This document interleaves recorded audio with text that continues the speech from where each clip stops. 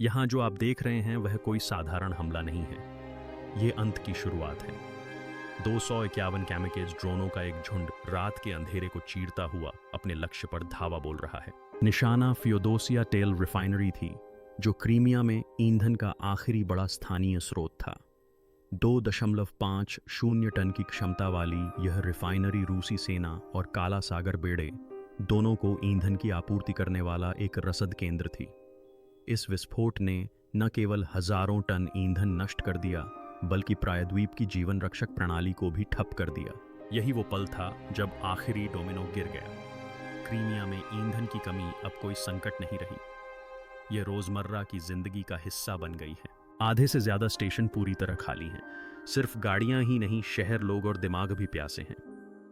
भोर होने से पहले ही क्रीमिया के लोग अपने जेरी कैन लेकर सड़क पर निकल पड़ते हैं। पेट्रोल पाने के लिए घंटों, कभी कभी तो कई दिनों तक लाइन में खड़े रहते हैं। हालांकि ज्यादातर लोग बिना कोई ईंधन देखे, थके हारे गुस्से में और लाचार होकर घर लौट जाते हैं। रात होते ही पेट्रोल पंपों की जगह सड़कें ले लेती हैं। लोग एक दूसरे की गाड़ियों के पास खड़े होकर चुपचाप टैंकों से पेट्रोल निकालने की कोशिश करते हैं। कार रखने वाले हर क्रीमियन के लिए अब परिवहन नहीं बल्कि ईंधन ढूंढना प्राथमिक चिंता है। और जो कुछ स्टेशन खुले हैं वहां भी कीमतें 80 रूबल तक पहुंच गई हैं। इससे निम्न आय वर्ग के लिए ईंधन लगभग दुर्गम विलासिता बन गया है। क्रेमलिन ने हताशा भरे कदम उठाए हैं। उसने सोवियत काल की राशन कार्ड प्रणाली को धूल चटा दी है और प्रति व्यक्ति 20 लीटर तक सीमित वितरण मॉडल लागू किया है। लेकिन इस उपाय से भी समस्या का समाधान नहीं होता। हाल के हमलों ने मौजूदा समस्याओं को और भी बढ़ा दिया है, जैसे आग में घी डालने जैसा काम, क्योंकि क्रीमिया में बाहर से ईंधन लाना अब लगभग नामुमकिन है। क्षतिग्रस्त केर्च पुल भारी टैंकरों को नहीं ले जा सकता। यह समुद्री मार्ग यूक्रेनी नौसेना का शिकारगाह है। रेलवे पर लगातार तोड़ फोड़ का खतरा मंडरा रहा है। यह कहानी है कि कैसे एक प्रायद्वीप अपनी तमाम सैन्य और नागरिक व्यवस्थाओं के साथ फंस गया, दम घुटने लगा और धीरे धीरे पूरी तरह अराजकता में धंस गया। रूस का अभेद्य किला क्रीमिया अब ईंधन के बिना एक द्वीप पर फंस गया है और दहशत अभी शुरू ही हुई है।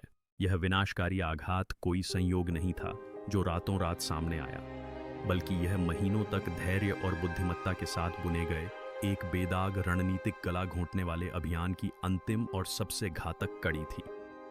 फियोदोसिया की लपटों को समझने के लिए हमें पहले यह देखना होगा कि यूक्रेन ने क्रीमिया को एक जिंदा लाश में बदलने के लिए क्या कदम उठाए और कैसे उसने प्रायद्वीप के चारों ओर अपनी पकड़ मजबूत कर ली।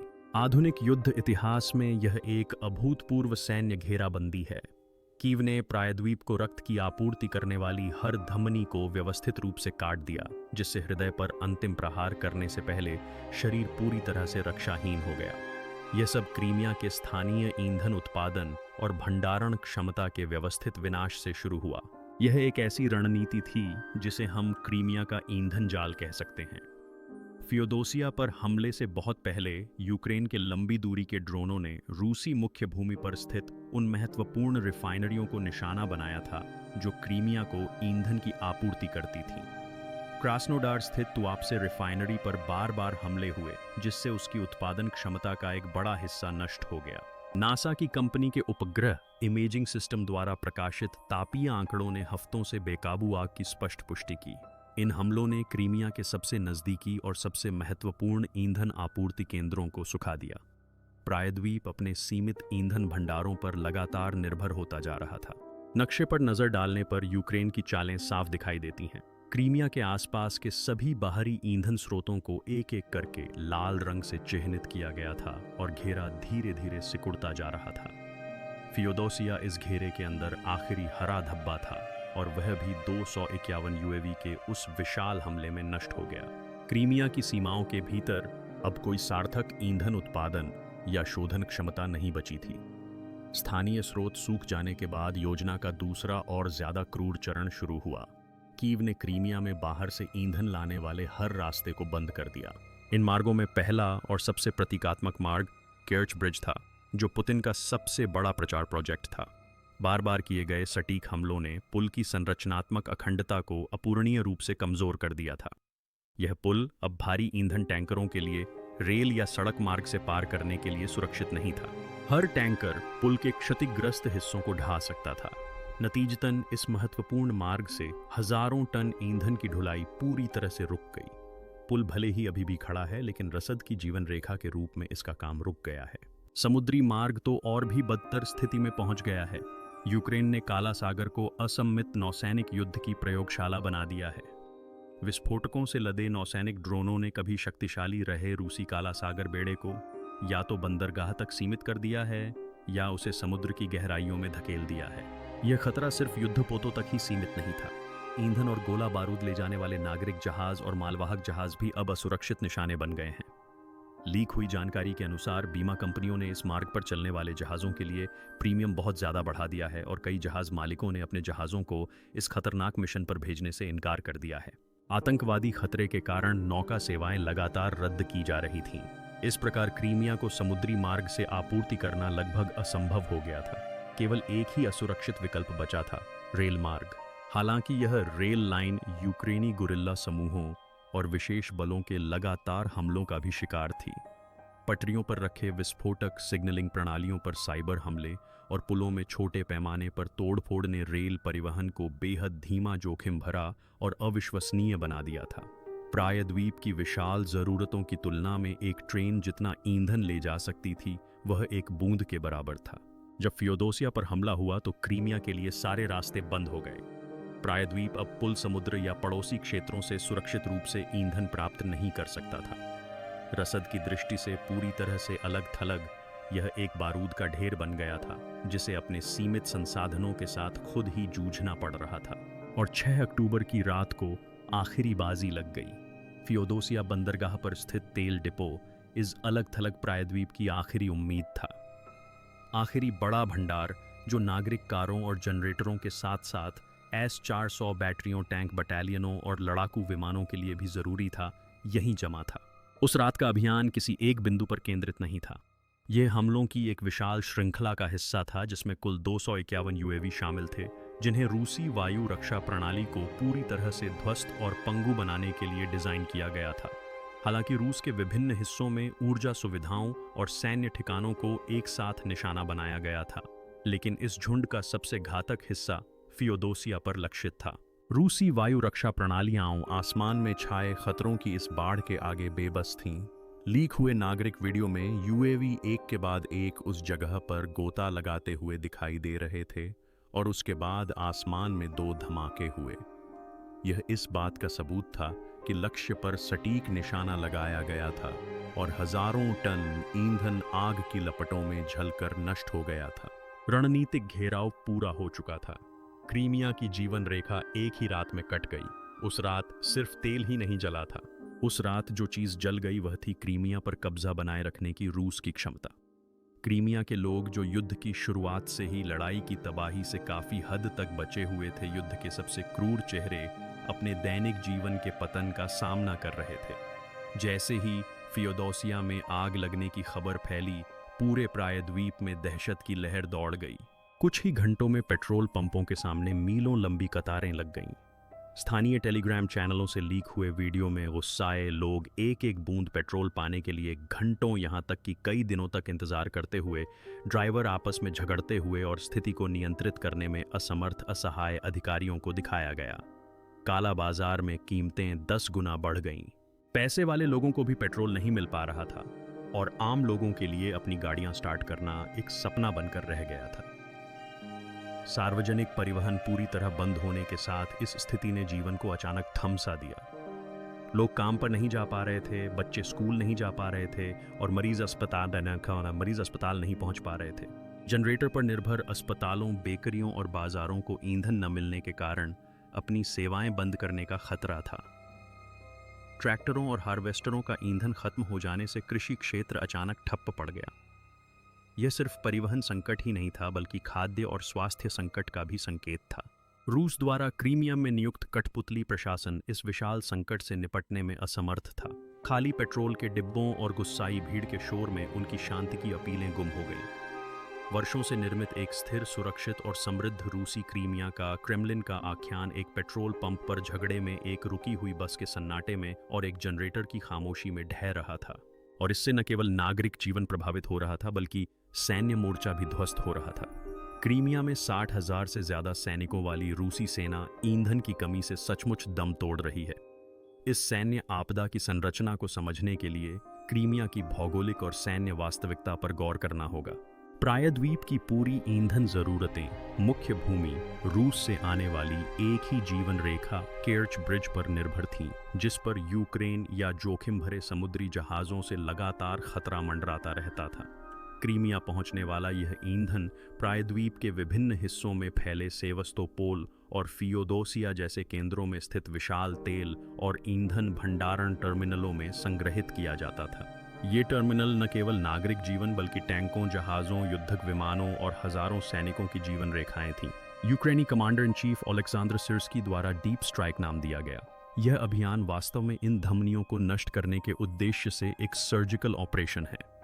पिछले 2 महीनों में रूसी क्षेत्र में 33 सैन्य प्रतिष्ठानों और 52 सैन्य औद्योगिक प्रतिष्ठानों सहित 85 महत्वपूर्ण ठिकानों को निशाना बनाना इस बात का प्रमाण है कि यह रणनीति कितनी व्यवस्थित है। क्रीमिया के फेफड़े कहे जाने वाले इन विशाल ईंधन डिपो पर बार बार हमला करके यूक्रेन ने प्रायद्वीप के वायुमार्गों को अवरुद्ध कर दिया है। अगर ईंधन केर्च ब्रिज के जरिए भी पहुंचता तो भी उसे संग्रहित और वितरित करने के लिए कोई सुरक्षित बड़ी क्षमता वाला केंद्र नहीं है। अग्रिम मोर्चे पर इस स्थिति के परिणाम रूसी सेना के लिए विनाशकारी हैं। जैसा कि यूक्रेनी कमांडर इन चीफ सिर्स्की ने कहा है, यह ईंधन संकट गोलियों से भी ज्यादा प्रभावी हथियार है। अग्रिम मोर्चे पर तैनात एक T-90 टैंक बिना डीजल के लाखों डॉलर का धातु का ढेर है। यह अग्रिम मोर्चे पर गोलियां दागने वाली तोप ले जाने वाले ट्रक, उस ट्रक की सुरक्षा करने वाले बख्तरबंद वाहन और पूरे ऑपरेशन को नियंत्रित करने वाले कमांड सेंटर के जनरेटर को रोक देता है। ईंधन की निरंतर आपूर्ति के बिना युद्धक विमान और हेलीकॉप्टर अपने ठिकानों से उड़ान नहीं भर सकते।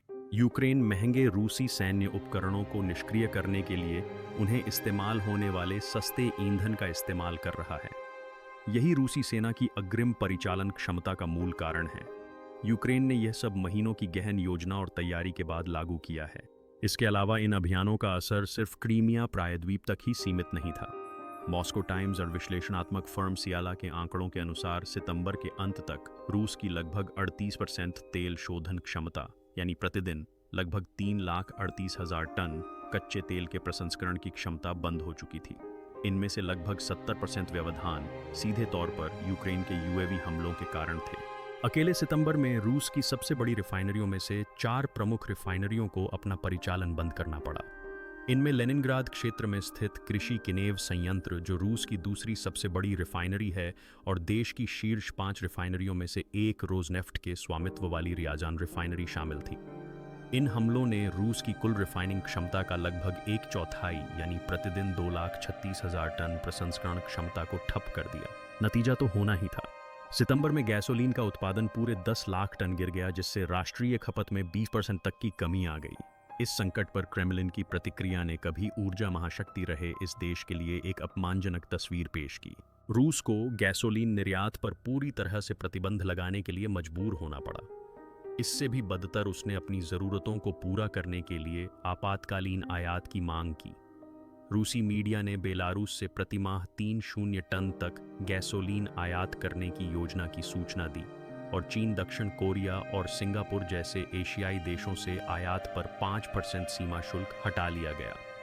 एक ऐसा देश जो कभी ऊर्जा आपूर्ति के मामले में यूरोप के लिए खतरा था, अब अपनी कारों और टैंकों को चलाने के लिए ईंधन के लिए अपने सहयोगियों से भीख मांग रहा है। यह स्थिति इस बात का सबसे स्पष्ट प्रमाण थी कि रूस के मूलभूत भू राजनीतिक सिद्धांतों में से एक, अर्थात ऊर्जा आधारित शक्ति प्रक्षेपण का सिद्धांत भीतर से सड़ रहा था। इसके अलावा इस क्षय का असर रूसी अर्थव्यवस्था पर भी पड़ने लगा। राज्य विकास बैंक वीबी ने लगातार 2 तिमाहियों में सकल घरेलू उत्पाद में 0.6% की गिरावट का अनुमान लगाते हुए पुष्टि की कि देश एक तकनीकी मंदी में प्रवेश कर चुका है। यहाँ तक कि शेयर बैंक के अध्यक्ष जर्मन ग्रीफ ने भी स्वीकार किया कि अर्थव्यवस्था तकनीकी रूप से गतिरोध की ओर बढ़ रही है। रक्षा और सुरक्षा व्यय के वित्त पोषण के लिए वैट को 20% से बढ़ाकर 22% करने की वित्त मंत्रालय की योजना दर्शाती है कि यह बोझ आम रूसियों के कंधों पर डाला जा रहा है। यह स्थिति एक खतरनाक ऐतिहासिक समानता को जन्म देती है। जनवरी 2022 में कजाकिस्तान में ईंधन की कीमतों में अचानक वृद्धि के साथ शुरू हुए विरोध प्रदर्शन जल्द ही एक राष्ट्रव्यापी राजनीतिक विद्रोह में बदल गए, और नज़रबायेव राजवंश को उखाड़ फेंका, जिसने 30 वर्षों तक देश पर शासन किया था। जब क्रेमलिन अपने लोगों को बुनियादी ज़रूरतें, जिनमें सबसे प्रमुख आवागमन की स्वतंत्रता है, प्रदान करने के अपने वादे को पूरा करने में विफल रहता है, तो उसे अपने ही बोझ तले कुचले जाने का खतरा होता है। स्थिरता का वादा अब खत्म हो चुका है। नतीजतन व्लादिमीर पुतिन की कठोर पकड़ ढीली पड़ रही है, और यह क्रीमिया में सबसे ज़्यादा स्पष्ट है। फियोदोसिया में उठता धुआं इस बात का भी संकेत है कि क्रीमिया में एक युग का अंत हो रहा है। क्रूर बल की जगह रणनीतिक खुफिया जानकारी का इस्तेमाल करके यूक्रेन ने दुनिया को दिखा दिया है कि किसी प्रायद्वीप के सैन्य और नागरिक तंत्र को कैसे ध्वस्त किया जा सकता है। यह सिर्फ सफल सैन्य अभियानों की एक श्रृंखला ही नहीं है, बल्कि दृढ़ इच्छा शक्ति की एक ऐसी लड़ाई भी है जिसने दुश्मन की सबसे बड़ी ताकत को उसकी सबसे बड़ी कमजोरी में बदल दिया है। आज क्रीमिया एक अलग थलग जमीन का टुकड़ा है, जिसकी सैन्य रक्षा करना लगातार मुश्किल होता जा रहा है और नागरिक जीवन जीना भी असंभव होता जा रहा है। पुतिन द्वारा रूसी दुनिया के अडिग गढ़ के रूप में प्रस्तुत किया गया यह प्रायद्वीप अब अपने ही सैन्य मलबे में डूब रहा है। क्रीमिया के गढ़ होने का मिथक पेट्रोल पंपों पर लगी अंतहीन कतारों और लोगों के चेहरों पर छाई अनिश्चितता के बीच अपनी आखिरी सांसें ले रहा है। तो आप क्या सोचते हैं, क्या रूस क्रीमिया को इस रणनीतिक घेराबंदी में बनाए रख पाएगा, और क्या यह सैन्य व्यवस्था की विफलता पुतिन शासन के अंत का कारण बनेगी? अपनी बहुमूल्य राय और विश्लेषण हमारे साथ कमेंट सेक्शन में साझा करें। देखने के लिए धन्यवाद। हमारे स्वतंत्र विश्लेषणों का समर्थन करने के लिए हमारे चैनल को सब्सक्राइब करना, नोटिफिकेशन चालू करना और इस वीडियो को लाइक करना न भूलें।